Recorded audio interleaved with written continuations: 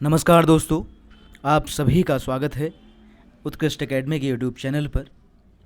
दोस्तों, जैसा कि मैंने आपको कल कहा था कि हम रात को 9:30 बजे कुछ क्वेश्चन लेके आएंगे जो कि मिक्स्ड रहेंगे, अलग अलग विषयों से संबंधित रहेंगे, विविध रहेंगे। कभी भारतीय संविधान से संबंधित होंगे तो कभी भारतीय भूगोल से, कभी कंप्यूटर के, जो भी मुझे इम्पोर्टेंट लगेगा। जैसे अभी आपका कनिष्ठ सहायक का एग्ज़ाम होना है, उसमें साइंस भी आपके सिलेबस में रखी गई है, तो कभी कभी हम साइंस के क्वेश्चन लेके आएंगे। तो इस प्रकार की दोस्तों जो मिक्स्ड क्विज टाइप की होती है, एमसीक्यू बेस्ड, तो इस प्रकार के क्वेश्चन हम रात को 9:30 बजे लाने का प्रयास करेंगे। तो आपको दोस्तों इनके साथ में जुड़ना है और अपने सुझाव भी आपको देने हैं। तो आप लोग दोस्तों हमें सुझाव के लिए कमेंट भी कर सकते हैं कि किस प्रकार से इनका शेड्यूल बनाया जाए। तो आगे बढ़ते हैं दोस्तों। आज मैं आपके सामने लेके आया हूँ भारतीय संविधान के महत्वपूर्ण प्रश्न। ये 30 प्रश्न हैं और इसका पहला भाग है, और ये लगातार दोस्तों जो भाग है ये लगातार कंटिन्यू रहेगा, और जो जितने भी महत्वपूर्ण प्रश्न हो सकते हैं संविधान के, वो आपके सामने में लाने की कोशिश करूँगा। तो चलते हैं दोस्तों पहले प्रश्न की ओर। पहला प्रश्न देखिए, काफ़ी इंपॉर्टेंट प्रश्न है। ये एक भी ऐसा क्वेश्चन नहीं है जो इंपॉर्टेंट ना हो, सारे के सारे इंपॉर्टेंट हैं, प्रश्न परीक्षाओं में पूछे जा सकते हैं। देखिए, निम्नलिखित में से किस एक को नागरिकों के मौलिक अधिकार का रक्षक और भारतीय संविधान का अभिभावक माना जाता है? यानी इनमें से कौन सा है जो मौलिक अधिकारों का रक्षक है और भारतीय संविधान का गार्जियन है? संसद, महान्यायवादी, उच्चतम न्यायालय या राष्ट्रपति? तो बहुत सिंपल सा आंसर है इसका। इसका सही उत्तर हमारा हो जाएगा ऑप्शन सी, उच्चतम न्यायालय। उच्चतम न्यायालय दोस्तों मौलिक अधिकारों का, फंडामेंटल राइट का रक्षक कहा जाता है और भारतीय संविधान का गार्जियन या अभिभावक भी माना जाता है। तो ऑप्शन सी इसका सही उत्तर है। आगे बढ़ते हैं क्वेश्चन नंबर 2 की ओर। भारत में राजनीतिक प्रभुसत्ता का या राजनीतिक सत्ता का प्रमुख स्रोत कौन है? जो भारत में राजनीतिक सत्ता स्थापित है, प्रभुसत्ता स्थापित है, उसका प्रमुख स्रोत कौन सा है आपको बताना है। जनता, संविधान, संसद या राष्ट्रपति? तो भारत में राजनीतिक सत्ता का प्रमुख स्रोत कौन है? ऑप्शन ए इसका सही उत्तर है। जनता भारत में प्रमुख राजनीतिक सत्ता का प्रमुख स्रोत है, तो ऑप्शन ए हमारा सही हो जाएगा। आगे बढ़ते हैं क्वेश्चन नंबर 3 पर। भारतीय संविधान में किस प्रकार की शासन प्रणाली की व्यवस्था की गई है? भारतीय संविधान में किस प्रकार की शासन प्रणाली है? इसकी आंसर आपको देना है। एकात्मक, अध्यक्षात्मक, संसदात्मक या अर्ध लोकतंत्रात्मक? तो इनमें से कौन सा है देखते हैं, जरा बात करते हैं। एकात्मक तो नहीं है, हम संघात्मक हैं, तो एकात्मक कट जाएगा। अध्यक्षात्मक भी हमारे यहाँ नहीं है क्योंकि हम संसदीय शासन प्रणाली वाले हैं, तो अध्यक्षात्मक हमारे यहाँ नहीं है। संसदात्मक हमारे यहाँ शासन प्रणाली लागू है, यानी ऑप्शन सी इसका सही उत्तर है। अर्ध लोकतंत्रात्मक तो कुछ होता नहीं है, तो ये डी तो होगा नहीं। एकात्मक हम नहीं हैं क्योंकि हम संघात्मक हैं। अध्यक्षात्मक हमारे यहाँ अध्यक्षीय प्रणाली या राष्ट्रपति प्रणाली नहीं है, हमारे यहाँ संसदीय प्रणाली है, तो ऑप्शन सी इसका सही उत्तर है। आगे बढ़ते हैं क्वेश्चन नंबर 4 में। भारतीय संविधान की प्रारूप समिति का अध्यक्ष कौन था? भारतीय संविधान की प्रारूप समिति का अध्यक्ष कौन था? तो देखिए विकल्प: डॉक्टर भीमराव अंबेडकर, डॉक्टर राजेंद्र प्रसाद, सी राजगोपालाचारी और डॉक्टर सच्चिदानंद सिन्हा। तो प्रारूप समिति की बात करते हैं दोस्तों। प्रारूप समिति का जो मुख्य कार्य था वो था संविधान का प्रारूप बनाना या संविधान का ड्राफ्ट बनाना, और इस समिति का गठन दोस्तों किया गया था 29 अगस्त, आपको डेट भी याद रखनी है, 29 अगस्त 1947 को, 47, 29 अगस्त 1947 को प्रारूप समिति का गठन किया गया, और इसका अध्यक्ष दोस्तों बनाया गया option A, doctor Bhimrao Ambedkar को, यानी ऑप्शन ए सही है। और डेट आपको याद रखनी है 29 अगस्त 1947। आगे बढ़ते हैं क्वेश्चन नंबर 5 में। डॉक्टर भीमराव अंबेडकर की अध्यक्षता में संविधान समिति की प्रारूप समिति में कुल कितने सदस्य थे? अब संविधान की जो प्रारूप समिति थे उसके दोस्तों अध्यक्ष थे डॉक्टर भीमराव अंबेडकर, और उसमें भीमराव अंबेडकर के अलावा दोस्तों, एक तो भीमराव अंबेडकर हो गए, उनके अलावा दोस्तों 6 अन्य मेंबर थे, यानी टोटल कितने सदस्य हो जाएंगे? टोटल हो जाएंगे दोस्तों 7। यानी कुल कितने सदस्य थे यदि ये पूछा जाए तो दोस्तों हमारा आंसर होगा ऑप्शन सी 7। यदि क्वेश्चन इस लैंग्वेज में आता है कि भीमराव अंबेडकर के अलावा अन्य कितने सदस्य थे, तब आंसर होगा 6। तो आपको ध्यान रखना है कुल 7 हैं। यदि भीमराव अंबेडकर के अलावा पूछा जाए तो उसमें दोस्तों हमारे 6 मेंबर होंगे। आगे बढ़ते हैं निम्न में कौन सा असंगत है? यहाँ पर दोस्तों विशेषता दी गई है, संविधान की विशेषता, और उसके स्रोत की बात की गई है। विधि का शासन इंग्लैंड, असंगत आपको बताना है, यानी गलत आपको बताना है। देखिए, विधि का शासन इंग्लैंड बिल्कुल सही है। विधि द्वारा स्थापित प्रक्रिया जापान बिल्कुल सही है दोस्तों, ये आर्टिकल 21 में हमें दिखाई देता है। मौलिक अधिकार अमेरिका यूएसए बिल्कुल सही है। और केंद्र राज्य संबंध दोस्तों जो यहाँ पर ब्रिटेन दिया हुआ है, ये दोस्तों हमारा विकल्प गलत है। और यहाँ पर क्या होना चाहिए था? केंद्र राज्य संबंध दोस्तों यहाँ पर ब्रिटेन की जगह पर होना चाहिए था कनाडा। कनाडा दोस्तों, केंद्र राज्य संबंधों की जो विशेषता है वो कनाडा से ली गई है। और जो भारतीय दोस्तों संघीय प्रणाली है वो भी कनाडा से प्रेरित है, क्योंकि कनाडा में केंद्र जो संघीय प्रणाली है वहाँ पर केंद्र मजबूत है, राज्य कमज़ोर हैं। और उसी प्रकार के दोस्तों विशेषता हमने भारत में भी ली हुई है। आगे बढ़ते हैं क्वेश्चन नंबर 7 में। यह है, लिखित संविधान का प्रारंभ किस देश से हुआ? लिखित संविधान यानी संविधान का जो लिखित रूप पहली बार हमें दिखाई दिया वो कहाँ से दिखाई दिया? जापान से, भारत से, अमेरिका से या ब्रिटेन से? तो इसका सही उत्तर आप सभी को पता है, ऑप्शन सी इसका सही उत्तर है दोस्तों, अमेरिका। और अमेरिका से शुरुआत मानी जाती है लिखित संविधान की, यानी यूएसए इसका सही उत्तर हो जाएगा। आगे बढ़ते हैं क्वेश्चन नंबर 8 पे। भारतीय संविधान में कुल कितनी अनुसूचियां हैं, यानी कुल कितनी शेड्यूल हैं आपको बताना है। तो विकल्प आपके सामने है, देखिए 8, 10, 12 या 13। तो कुल अनुसूचियों की बात करते हैं तो कुल अनुसूचियां दोस्तों कितनी हैं? ऑप्शन सी 12 शेड्यूल वर्तमान में है। और यदि क्वेश्चन इस प्रकार से आता है कि मूल संविधान में, मूल संविधान का मतलब कितना हुआ? 26 जनवरी 1950 को ये मूल संविधान है। 26 जनवरी 1950 को संविधान में कुल कितनी अनुसूचियां थी? तब आपका आंसर दोस्तों क्या होगा? तब आपका आंसर होगा 8। तब 8 थी और आज 12 है, यानी 4 शेड्यूल बाद में नई जोड़ी गई हैं, 9वीं, 10वीं, 11वीं और 12वीं। आगे बात करते हैं क्वेश्चन नंबर 9 पर। भारतीय संविधान की प्रस्तावना में समाजवादी शब्द किस संशोधन के माध्यम से जोड़ा गया? प्रस्तावना में समाजवादी शब्द किस संशोधन के माध्यम से जोड़ा गया? दोस्तों आपको एक चीज़ याद रखनी है, जो संविधान की प्रस्तावना है, जो प्रेम्बल है, उसमें केवल एक ही बार संशोधन हुआ है, 42वां संविधान संशोधन 1976 के माध्यम से।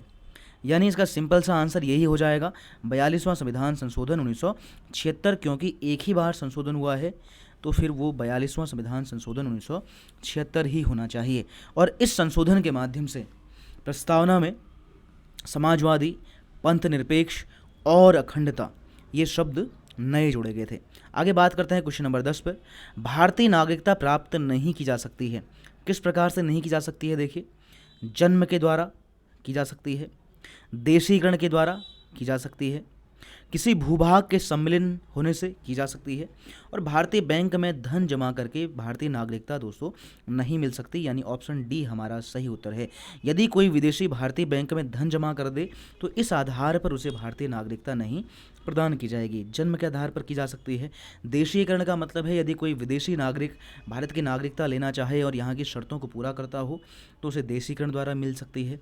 भूभाग, किसी भूभाग को भारत ने जीत लिया हो या अपने में मिला लिया हो तो ऐसी कंडीशन में भी वहाँ के नागरिक, जो वहाँ के लोग हैं, वो स्वतः ही भारत के नागरिक समझे जाएंगे, यानी ऑप्शन डी हमारा सही हो जाएगा। आगे बढ़ते हैं 11वां क्वेश्चन। किस देश में दोहरी नागरिकता का सिद्धांत स्वीकार किया गया है? दोहरी नागरिकता कहाँ है? दोहरी नागरिकता का मतलब है जहाँ के नागरिक संघ और राज्य दोनों के नागरिक होते हैं, संघ के भी होते हैं और राज्य के भी होते हैं, इसको बोलते हैं दोहरी नागरिकता। अब देखिए, भारत में दोहरी नागरिकता नहीं है।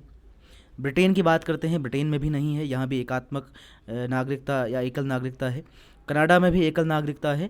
और ऑप्शन डी दोस्तों हमारा सही हो जाएगा, अमेरिका।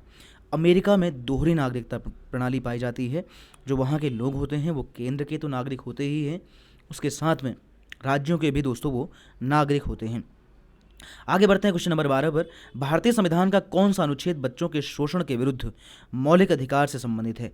बच्चों के शोषण के विरुद्ध, यानी बच्चों के शोषण के विरुद्ध कौन सा मौलिक अधिकार हमें किस अनुच्छेद के द्वारा दिया गया है? तो देखिए 23, 24, 21 और 25। तो बात करते हैं, देखिए 23 में दोस्तों क्या है, मानव का दुर्व्यापार और बलात्संग का निषेध यहाँ पर है। 21 में आपका जीवन का जो प्राण और दैहिक स्वतंत्रता का अधिकार है वो है। 25 में धार्मिक स्वतंत्रता है, यानी ऑप्शन हमारा बी सही है। 24 में दोस्तों बोला गया है कि 14 वर्ष से कम उम्र के बच्चों को, 14 वर्ष से जो कम उम्र के बच्चे हैं उनको दोस्तों जो खतरनाक कारखाने हैं उनमें नहीं लगाया जाएगा, उनके शोषण से रोका जाएगा, उनका बाल श्रम में उनको नियोजित नहीं किया जाएगा। तो इस प्रकार की चीज़ें दोस्तों हमें आर्टिकल 24 में देखने को मिलती हैं, यानी ऑप्शन बी सही है। आगे बढ़ते हैं क्वेश्चन नंबर 13। निम्नलिखित में से कौन सा राज्य का नीति निर्देशक सिद्धांत संविधान में बाद में जोड़ा गया? कौन सा बाद में जोड़ा गया है? तो देखिए, चलते हैं विकल्पों में। ग्राम पंचायतों का संगठन, यह आर्टिकल 40 में है, ये पहले से ही है मूल संविधान से। गोवध निषेध, दोस्तों इसका उल्लेख आपको 48 में मिलेगा और ये भी मूल संविधान में है। समान नागरिक संहिता, ये 44 दोस्तों आर्टिकल 44 है, ये भी मूल संविधान में है। जो ऑप्शन सी आप देख रहे हैं मुफ्त कानूनी सलाह, दोस्तों ये हमारे आर्टिकल 39A में है। 39A का मतलब क्या हुआ कि ये बाद में जुड़ा है, तो ऑप्शन सी हमारा सही हो जाएगा, क्योंकि इसको 42वां 42 संविधान संशोधन 1976 के माध्यम से दोस्तों जोड़ा गया था। तो ऑप्शन सी हमारा ऐसा विकल्प है जो बाद में डीपीएसपी में जोड़ा गया है। आगे बढ़ते हैं। निम्नलिखित में से कौन सा एक नीति निर्देशक तत्व है, यानी डीपीएसपी यानी भाग 4 का आर्टिकल है या उसका मेन तत्व है? अब बात करते हैं विकल्प। देखिए, प्रेस की स्वतंत्रता दोस्तों भाग 3 में है, 4 में नहीं है। 19(1)A में निहित मानी जाती है।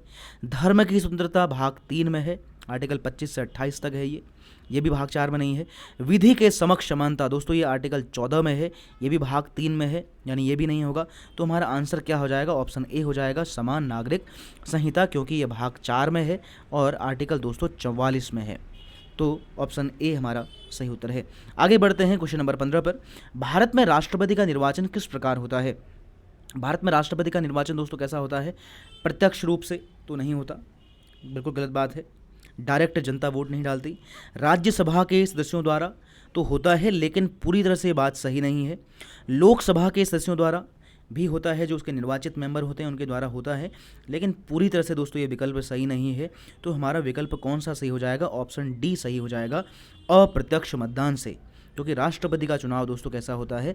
अप्रत्यक्ष मतदान से होता है। जनता वोट नहीं डालती, बल्कि जनता द्वारा चुने हुए जो हमारे सांसद हैं यानी मेंबर ऑफ पार्लियामेंट हैं और जो विधायक हैं यानी एमएलए हैं, ये दोस्तों हमारी ओर से राष्ट्रपति के चुनाव में वोट डालते हैं, यानी ऑप्शन डी बिल्कुल सही उत्तर है। आगे बढ़ते हैं क्वेश्चन नंबर 16 पर। राष्ट्रपति को उसके पद से हटाया जा सकता है। अब देखिए, राष्ट्रपति को उसके पद से कैसे कौन हटा सकता है? भारत का प्रधानमंत्री, लोकसभा के द्वारा, मुख्य न्यायाधीश जो हमारे सीजीआई हैं उनके द्वारा, या संसद के द्वारा।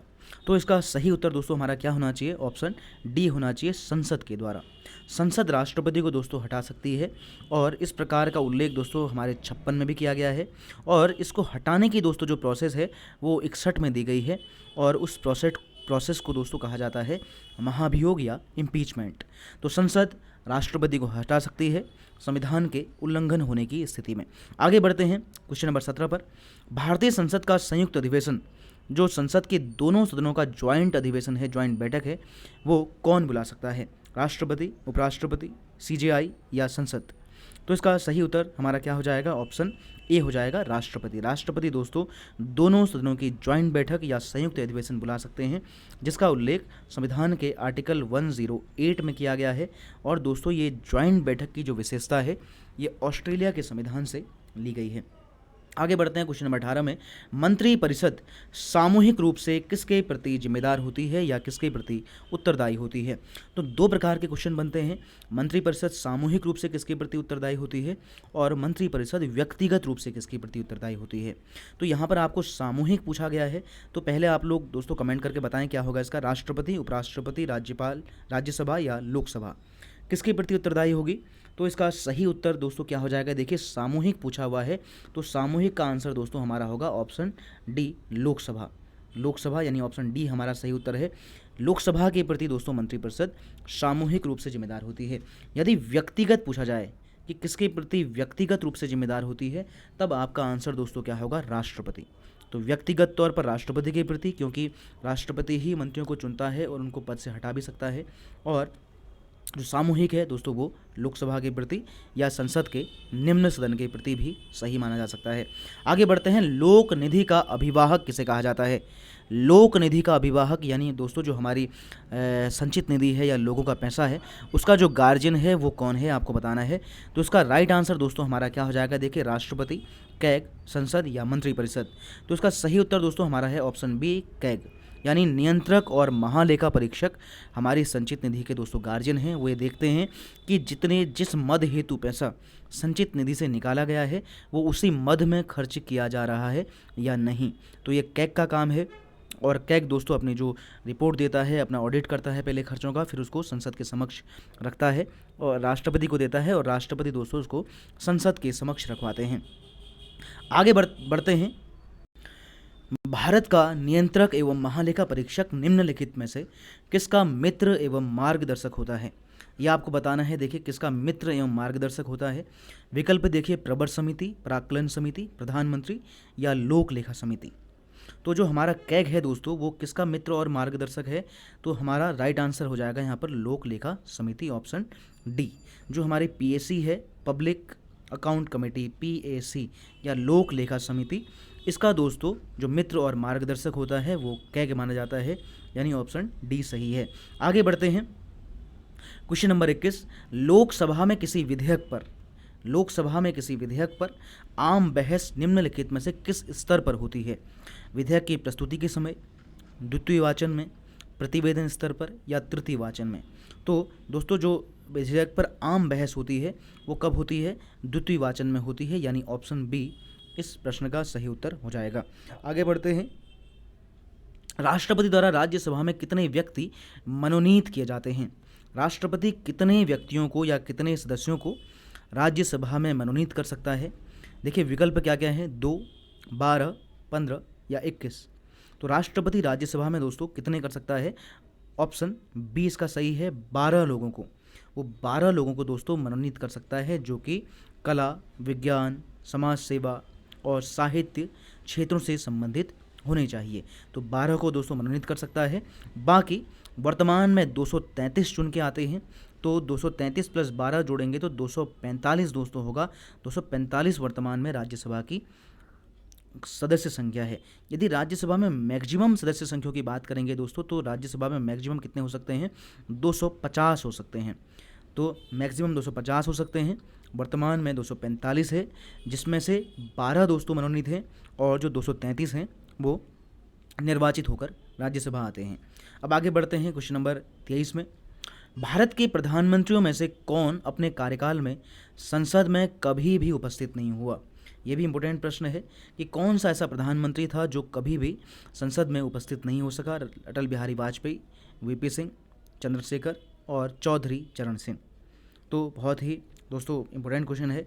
चौधरी चरण सिंह दोस्तों ऐसे व्यक्ति हैं, ऐसे प्रधानमंत्री हैं जो संसद में अपने कार्यकाल में उपस्थित नहीं हो पाए। तो ऑप्शन डी सही है। आगे बढ़ते हैं, लोकसभा में मंत्रिपरिषद के विरुद्ध अविश्वास प्रस्ताव लाने के लिए न्यूनतम सदस्य संख्या कितनी होती है? यदि लोकसभा में दोस्तों जो काउंसिल ऑफ मिनिस्टर है उसके खिलाफ अविश्वास प्रस्ताव लेके आना है तो कितनी न्यूनतम सदस्य संख्या होनी चाहिए, जो कि प्रस्ताव में दोस्तों इस प्रकार के साइन करती है? तो देखिए, विकल्प 20, 30, 40 और 50। तो सही उत्तर दोस्तों हमारा क्या हो जाएगा? देखिए, ऑप्शन डी हो जाएगा 50। 50 मेंबर दोस्तों होने चाहिए लोकसभा में मंत्रिपरिषद के विरुद्ध अविश्वास प्रस्ताव लाने के लिए। और इस प्रस्ताव को दोस्तों केवल लोकसभा में लाया जाता है, राज्यसभा में यह प्रस्ताव नहीं आता। और इस प्रस्ताव को लाने के लिए दोस्तों कारण बताने की आवश्यकता नहीं होती, और इसको विपक्ष लेके आती है। और विपक्ष इसलिए लेके आती है क्योंकि उन्हें लगता है कि लोकसभा में जो सत्ता पक्ष है उसके पास विश्वास मत नहीं है, यानी समर्थन बहुमत या उसके पास नहीं है। आगे बढ़ते हैं क्वेश्चन नंबर 25 पर, लाभ के पद का निर्धारण कौन करेगा? दोस्तों एक चीज़ है संविधान में दी हुई पोस्ट ऑफ प्रॉफिट, लाभ के पद, लाभ का पद। अब इसका निर्णय कौन करेगा, ये बात चल रही है। देखिए, विकल्प आपके सामने है, राष्ट्रपति और राज्यपाल, संघीय संसद, उच्चतम न्यायालय या संघ लोक सेवा आयोग। तो जो लाभ का पद है दोस्तों, जो पोस्ट ऑफ प्रॉफिट है, उसका पोस्ट ऑफ प्रॉफिट इसका दोस्तों जो निर्धारण करता है वो कौन करता है? संघीय संसद यानी संसद करती है कि पोस्ट ऑफ प्रॉफिट के अंदर कौन कौन सी चीज़ें आएंगी।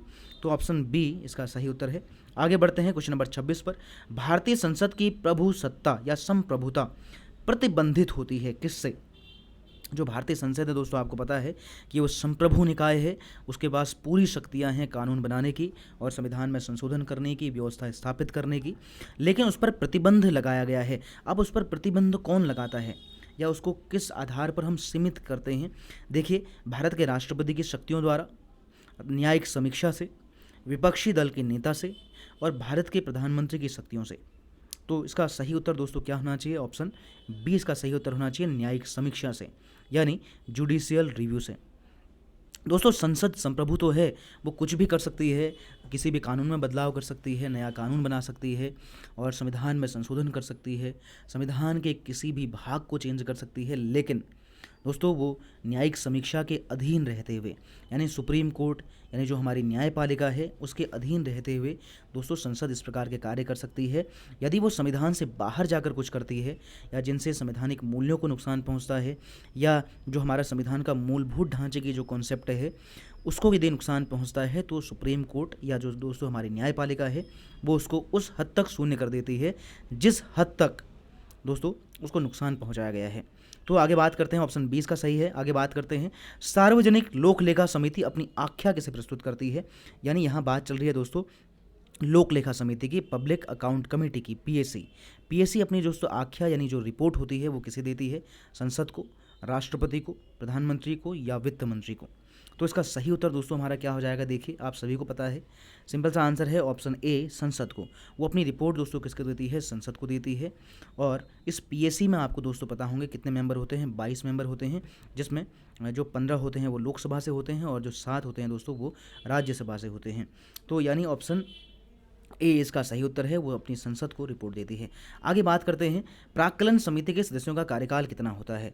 प्राक्कलन समिति यानी दोस्तों एस्टिमेट कमेटी, उसके सदस्य कितने होते हैं? पहले आपको ये पता होना चाहिए। उसमें 30 मेंबर दोस्तों होते हैं और 30 के 30 मेंबर दोस्तों लोकसभा से होते हैं। अब इनके सदस्यों का कार्यकाल कितना होता है? 2 वर्ष, 1 वर्ष, 3 वर्ष या 4 वर्ष? तो इसका सिंपल सा दोस्तों आंसर क्या है? 1 वर्ष। 1 वर्ष इनका कार्यकाल होता है और ये एक वर्ष के आधार पर दोस्तों रोटेट होकर बदलते रहते हैं। और इसमें 30 मेंबर होते हैं, 30 के 30 मेंबर दोस्तों कहाँ से होते हैं? लोकसभा से होते हैं। इसे प्राक्कलन, आकलन या एस्टिमेट कमेटी के तौर पर जाना जाता है। आगे बात करते हैं क्वेश्चन नंबर 29 में, संसद की सबसे बड़ी स्थायी वित्त समिति कौन सी है? संसद की सबसे बड़ी स्थायी वित्त समिति दोस्तों कौन सी है? जब स्थायी वित्त समितियों की बात करते हैं तो 3 हमें दोस्तों दिखाई देती हैं। एक तो हमें दिखाई देती है पीएसी यानी लोक लेखा समिति, दूसरी हमें दिखाई देती है दोस्तों एस्टिमेट कमेटी या प्राक्कलन समिति, और एक हमें समिति दिखाई देती है पीएसयू संबंधित समिति। तो ये 3 समितियां हमें दिखाई देती हैं जो संसद की स्थायी समितियां हैं और स्थायी वित्त समितियां हैं। तो इनमें सबसे बड़ी कौन सी है? तो सबसे बड़ी दोस्तों कौन सी है? प्राक्कलन समिति है। इसमें 30 मेंबर होते हैं और 30 के 30 दोस्तों कहाँ से होते हैं? लोकसभा से होते हैं। बाकी जो अन्य समितियां हैं 2, उनमें दोस्तों 22 सदस्य होते हैं। तो यानी ऑप्शन बी हमारा सही हो जाएगा। आगे बात करते हैं, भारत में न्यायिक सक्रियता किससे संबंधित है?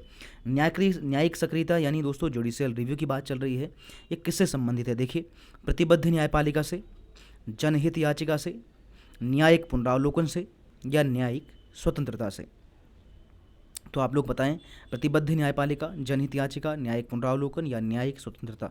तो इसका जो सही आंसर दोस्तों ज़्यादा सुमेलित जो आंसर है वो ऑप्शन बी है, न्यायिक याचिका यानी जनहित याचिका। जनहित याचिका यानी दोस्तों पीआईएल या पब्लिक इंटरेस्ट लिटिगेशन ने दोस्तों भारत में न्यायिक सक्रियता की शुरुआत की है और लोग अपने मुद्दों पर या जनहित के मुद्दों पर दोस्तों याचिका सुप्रीम कोर्ट में या हाई कोर्ट में डाल सकते हैं और वहीं से दोस्तों फिर जो हमारे कोर्ट हैं वो ज़्यादा सक्रिय रूप निभाना प्रारंभ करते हैं। इसी को दोस्तों न्यायिक सक्रियता कहा जाता है।